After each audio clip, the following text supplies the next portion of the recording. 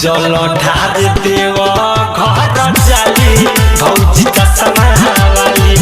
जल ढार देव घर जाली भौजी चश्मा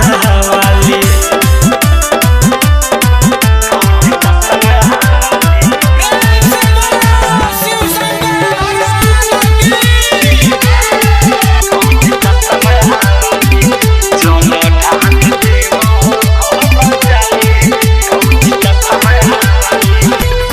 चावल सोहरेला 52 गज के सहारी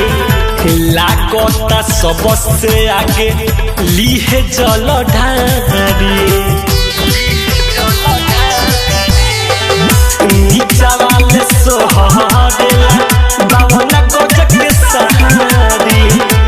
लागता सबसे आगे लीहे जल ढारी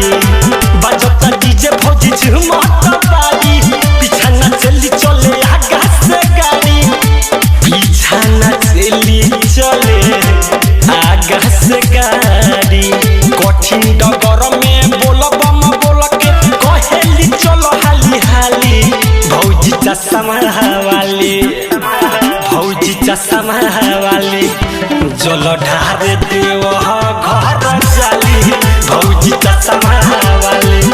जल ढार देव घर जाली भौजी चश्मा वाली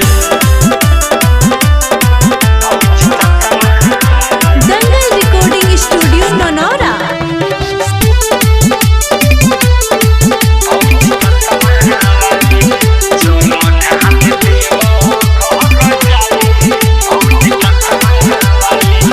भौजी के कांवर के